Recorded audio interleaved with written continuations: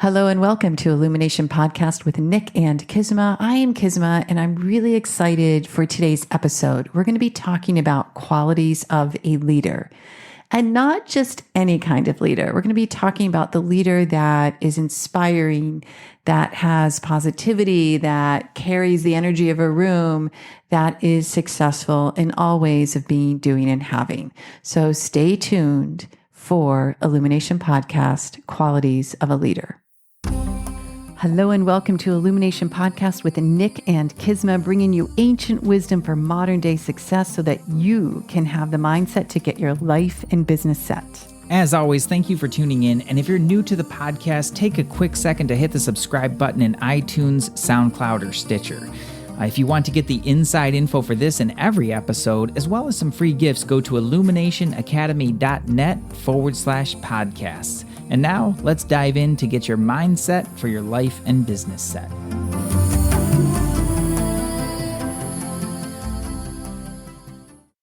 Well, hello there, Nick. Hello there, Kizma. What's going on with you? It's a podcast day. Podcast day. We love our podcast day over here at Common Grounds in Carlsbad. Podcasting is happening. It is happening. It's chilly. It's warm outside, but I'm actually kind of like, I got my shorts and a t-shirt on. The air conditioner's on. You're giving me flashbacks of when I used to work in like a cubicle, and they would like, it would be really hot outside, but then they would be freezing cold and ice cold inside. I just could never stand that. Tricky. Yeah. It's a thing though. It is a thing. Yeah. And even though it's hot outside, it's gorgeous Carlsbad, San Diego weather. So we can't really complain. There's no complaining. No. None at all. No.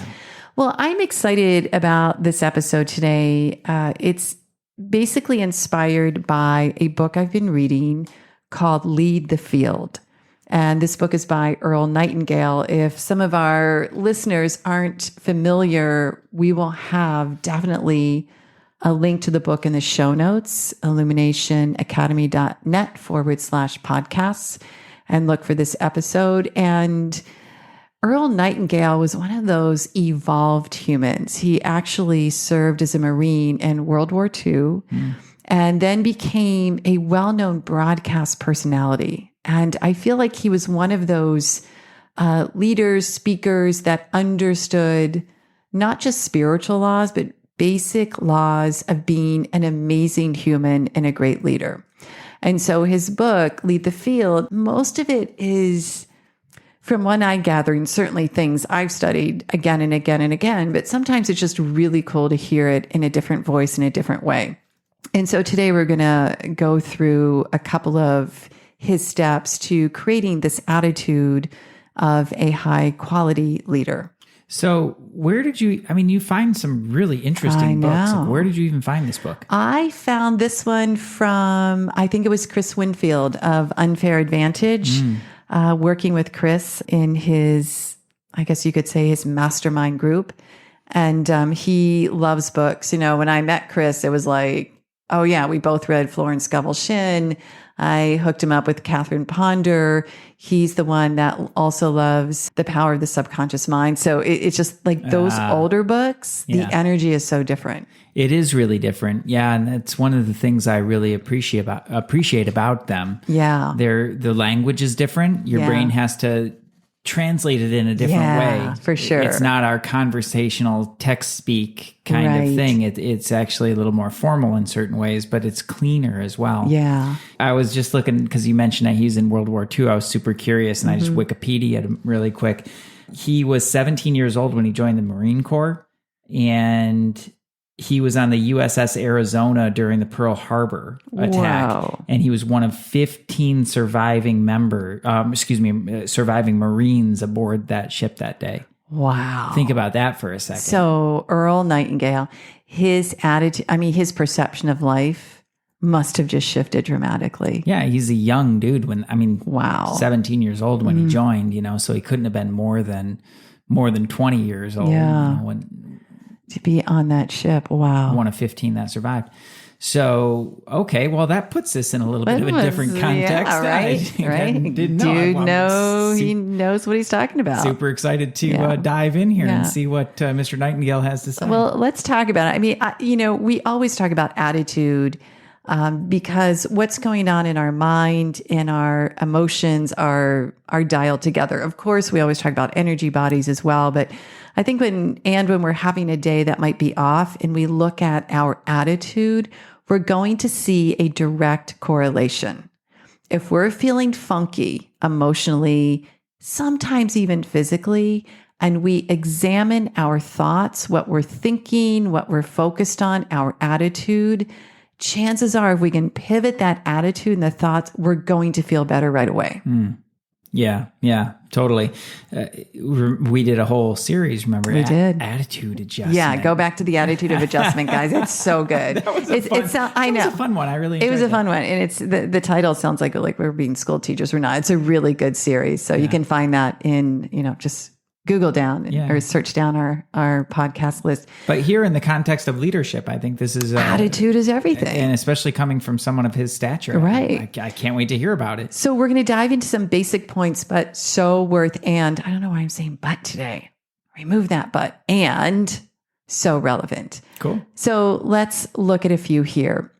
In his book, again, Lead the Field, here's one that really got to me. Our attitude, say a human's attitude at the beginning of a difficult task, will determine the outcome and the way the human is being throughout that challenge. So what this meant to me was that oftentimes we can come up against something that's difficult, awkward, seemingly impossible. And if the attitude isn't of a higher level of, I'm going to get through, above, beyond this, we can easily go sideways. Yeah, that's for sure. Now, this may be a tedious question. I'm not sure if this is even really relevant, but for me, there are certainly big tasks where I look at them and my very first feeling is like, oh crap, that's a big deal. Now, as I start to chunk it down and to just let myself sit with that, then I start to get excited about things like, oh, I could do this and I could do that. And I start thinking about ways that I can achieve this or make it work or put a plan in place. And then I get excited, more and more excited about it. Am I stuck at that very first one? Because that is not always my first reaction. It's not. Well, he says first, it's our attitude at the beginning of a difficult task, which will more than anything else will bring about its successful outcome. So the beginning of it or the first thing? Oh, dude, you're mixing words. I look at it this way. If you're approaching a difficult, tedious task and you don't have a more compelling ideal to get through it and on it, you're going to have that same reaction. It's like, oh. Okay. So it's the pivot, right? It's the pivot of the attitude when you see it like that and you're wondering how, which can make for some really interesting thoughts. Get back to that compelling ideal. Why am I doing this? Right. What's the purpose? What's the ideal? And then I do think that's when the attitude shifts. And that's when we get excited. And then that's when we're able to chunk things out, make our lists, map it out, understand when we're going to do it, etc. Got it. Okay. I may have been taking that a little bit too literally, but the pivot that you described is really... pivot, right? We can always pivot. So if we approach something, it's not the attitude that's going to bring about a successful outcome, pivot the attitude. And that usually pivots. These are not his words. These are my words. Usually pivots when we have a more compelling ideal as to the reason we're doing this task, taking on the challenge, maybe even having an awkward conversation, whatever it is. Right. Yeah. Simon Sinek would call that knowing your why. Right. And I think that's part of it, but it seems like there's more to it. There's more, to me anyway, there's more to an ideal than just a why. Well, why is an internal identification. An ideal is something that's bigger than all of us. Yeah. So I go for the ideal. Yeah. I get it. The why can be an ideal, but I feel like in that language, it's your why. Like we're already labeling it as ours. Yeah. Yeah. At the higher perspective, ideal is for humanity. Yeah. It kind of connects you to that. Right. Yeah. That's cool. Yeah.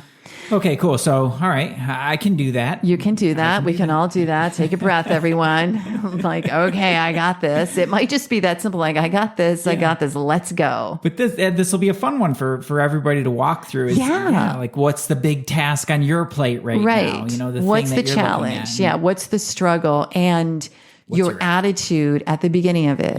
Yeah. What's your attitude towards it? Exactly. And do everything you can to pivot. And usually that pivot will come from just being re-inspired as to why you are doing it. Yeah. Oh, that's really interesting. Okay, cool. Cool, right? Yeah, I know. So simple, but I was like, oh, this is good. Well, that's the thing is like with so many of these too, it doesn't, they're so simple, but that's the best part. Yeah. Actually, right. It's that they're not complicated. Right. And where the mind gets stuck in these, this is just a little interlude on, for my behalf and certainly for everybody else who sometimes gets even confused or stuck around simplicity.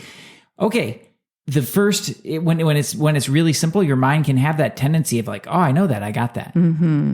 Dive a little deeper. Yeah, go deeper. That's where the real gold lies. Yes. And that's the beauty of simplicity is it allows that easy in to get to a deeper layer. Right. Rather than just kind of floating around on the surface with a really flowery concept. Exactly. It's so simple. What's your attitude? Yeah. What's your attitude about the big goal of the big project that you got? Absolutely. And if you set it straight from the beginning, it's going to be, what I'm reading from that is if you set it straight from the beginning, it's going to be 100 times easier every step of the way through because you've got that anchor for yourself. And to be successful with it on the other side. Okay, pretty cool, right? Yeah, I'm excited. Let's go on to the next one. He says, secondly, our attitudes towards others determine their attitudes towards us. Didn't our grandmothers say this like all the time? But it's true. Our attitudes towards others determine their attitudes towards us.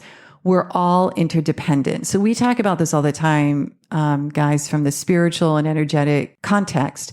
And he's saying it here, we're all interdependent. The success we achieve in life will depend largely on how well we relate to others.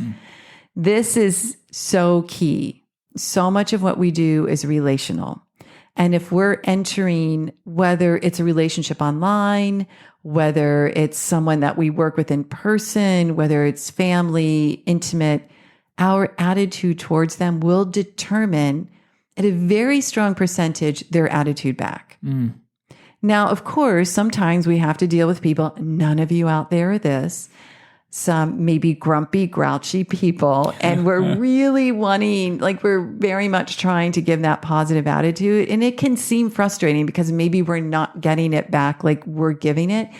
Here's where I go is like, just think what it would be like if we were meeting them with grumpiness. How much worse would it be? So I'm not saying we can change people, yet it's that karma, right? The cause and effect. What we give out, we get back. And energetically, you'll be amazed what an attitude going to someone in a positive way can do to return back to you. Yeah. Well, if you're having trouble with that, go back and find our episodes on forgiveness, which we just did a few weeks ago. Go back and find the episode on relationships. I know we've talked about that a few different times. And then there's an attitude. There's one in there on the attitude of self-love that's way back in the archives. And all of those are good for that. And I think about it as a shift in attention. So my attitude, when I look at my attitude towards other people, it's not hard to find flaw. You look at humans are all human-y. Like they're so human-y and they got things going on. I know I'm a human being too. I'm sure I can only imagine what it's like to live with me. And interesting.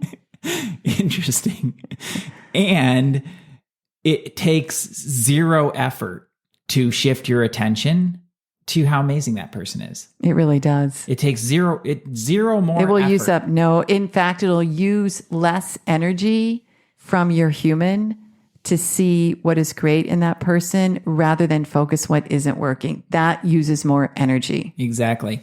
And what's important, I think, to understand though, is that we have been trained through our education system to look for problems.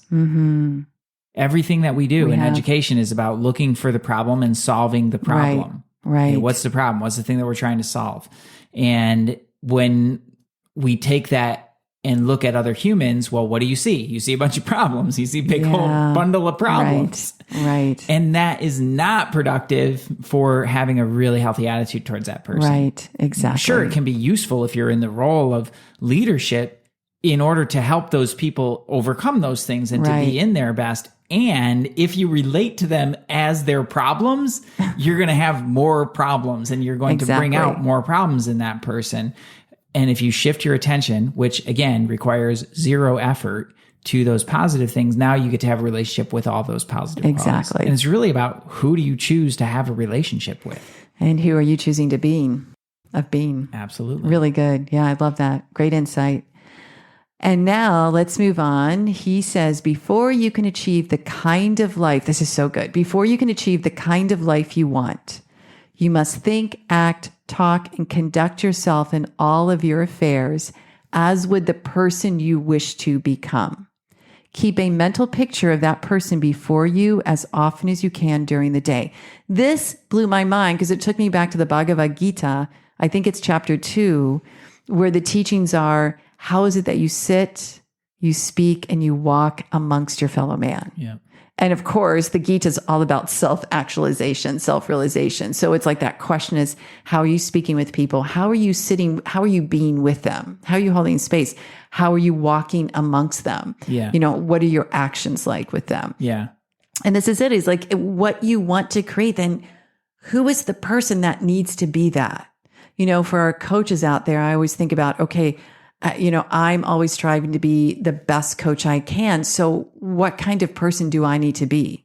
That's why I do my own work. That's why I do my own research. That's why I'm always working on myself and wanting to evolve to be at that highest level. Yeah. I like how he's not telling you like what that is though. It's your mental picture. He's like, you get to decide. Right. Who do you want to be? Right. And whatever that is to you, in simplest terms, it's like, be your best self, everybody. Be your best self now. Be your best self now. Right. But that's important in order to, and I think it's something that's really easy to forget, is to make the conscious decision about who you want to be and who you're choosing to be in any particular moment. Right. And then be it. Yeah. Then and then just be it. Go do that. Right. Right. So what's interesting here, I'm looking back a little bit. He's Long Beach. He's a California guy. Oh, okay. So he was born in 1921. That is. Is he still alive? No. Let's see when. Was he be like 97 or something? Yeah, he died in 1989. Oh. Wow. Young. His father abandoned his mother during 1933. So in the Depression. And after his father left, his mother relocated the family to a tent in nearby Tent City. Think about that. Wow. And that's his attitude. That's what he learned from that is be your best self. Be your best self. And if I'm going to be and he could very well have just got stuck in poverty. Right. And stayed like that. Until he didn't. But he chose to be somebody different. Yeah. And I think that's amazing. That's amazing, man. The power of the mind and the imagination. Oh, so good, right? Yeah. So he would have been, 12 years old when his father took off. Yep, 12 years old. Think about that. Wow. 12-year-old kid. And then joined the Marines at 5 17. years later, he joined the Marines. Yeah. Found a way. Amazing. Love that.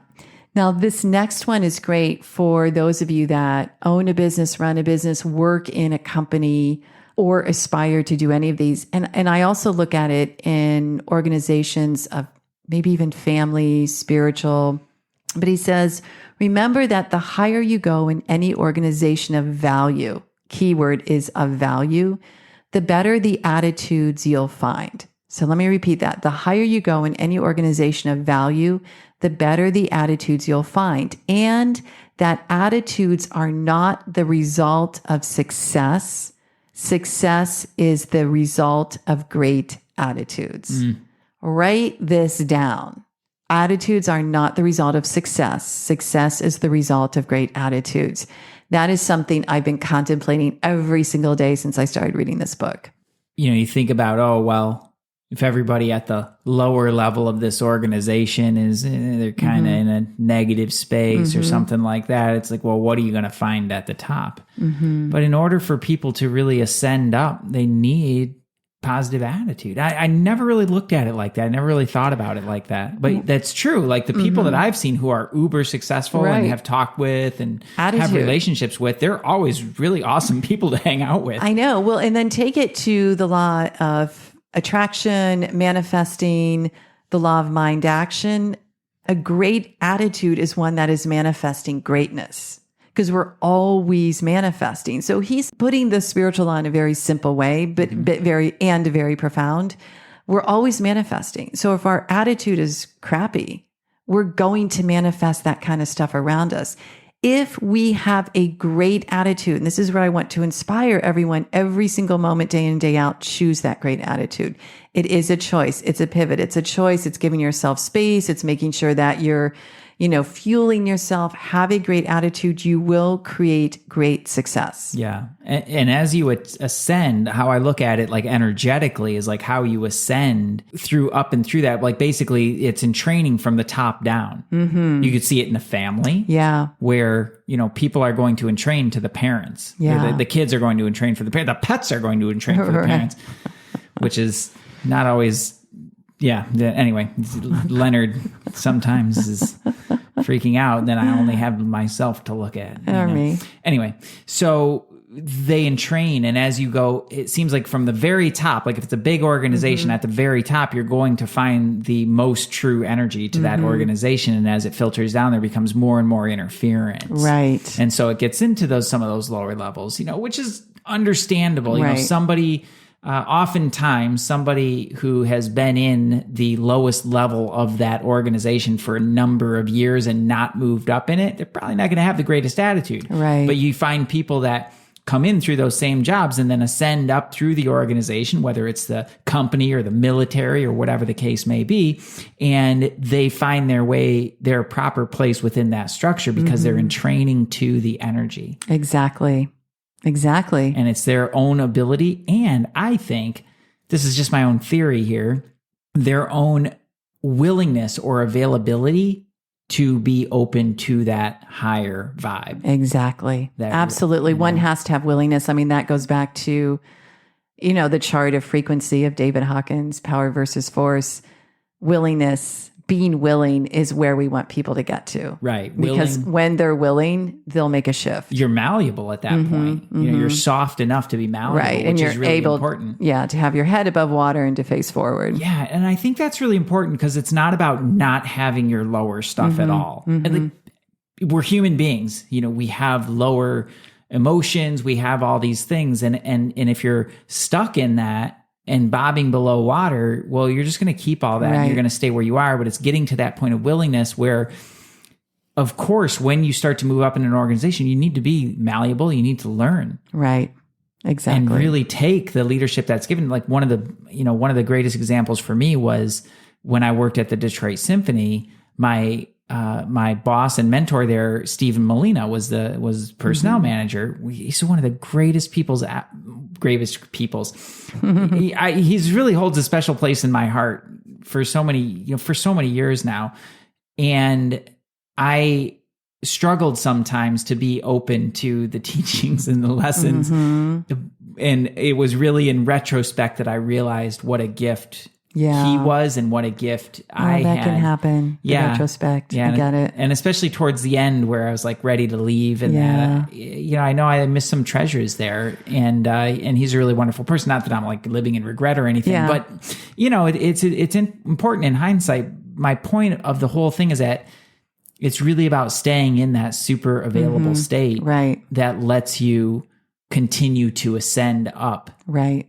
Let yourself be swept up in the positive attitudes of others. That you're not a joiner for that. You're being a part of something greater. Right. And I think that's super cool. It's amazing. Good. Okay, cool. Love it. Yeah. Wow. It's really digging this. What's next? The attitudes are not the result of success. Success is the result of great attitudes. So there's one other thing that we're going to mention today, and we might be circling back to this topic again, but this is really beautiful. He says, the deepest craving of a human being is for recognition and self-esteem, to be needed, to feel important, to be recognized and appreciated. That includes our loved ones and all the people with whom we come in contact during our days. Now, from the work we've done, Nick, like especially with the Ultimate Life Tool Assessment, we know that people have a different way of expressing that or communicating that. But I feel like he's getting to the core. Like there is a deep craving for people to be recognized and appreciated and to build this essence of self-esteem so that they know They're on the planet for a reason. Yeah, that's a really interesting point. I don't think he's wrong. Mm-hmm. And my question is, okay, well, that's true. And what's the difference between that and then being codependent or dependent on that of others in order to be your best? Here's my thought, because that is a really good question, right? If all we're doing is seeking someone else to give that to us, we miss the internal connection. Yeah. What I feel he's saying here is when we know this, we then treat people with such amazing respect and appreciation. So again, got it. What we give out, we're going to get back. When we just see, and in his, alluding even the loved ones, I think he's saying, avoid treating your family, your husband, your wife, your partner, like you don't care because you think there's unconditional love. They too have this great need of that internal self-esteem and recognition. Yeah. So number one, when we treat them that way, just because it's of a higher value, when we see that, like you were saying earlier, when we can see that full potential in them, we are going to get that back without the attachment and codependency. It's like, it's a cleaner vibe. It's an essence of how people are seeing one another. Okay. And treating one another. Yeah, I get it. That's a really great explanation. I think context is important. I think I was taking it a little bit more into the absolute context. He's really looking at here in leadership, the context of leadership. How are you going to treat the people around you? And people do, I think that's true. People do need to be appreciated for what they do. Like, who wants to just do a whole bunch of work and, not be appreciated in any way, shape, or form for that? Like, that sucks. Like, that doesn't feel good for anybody, even if the person's like, oh, shucks, or anything like that. It might be completely objective. I think it just at a deeper level. Yeah. We need to remind ourselves why we're here. This is why human connection is so important. Well, it's easy to take the people closest to you for granted. It really is. Yeah. So avoid that, everyone. And I love these. They're so simple, yet very profound, very rich. And, final thought here is that we get to choose every moment of what we're thinking. And are we holding the highest possible thoughts of self and others at every point in time? I know that feels like a big ask because the world's upside down and all around, and it's a roller coaster and things are happening, quote unquote, to us. I would say things are happening for us. And your mind is an energy force, your mind is manifesting. So when you are able to hold that higher thought now, and then the next moment and the next moment, you begin to build a consistency that will create a habit. And this doesn't mean that it's happy. It doesn't mean like, oh, everything's awesome. I'm not talking about pretending. But even like the first one, in the face of a difficult situation, what's the attitude?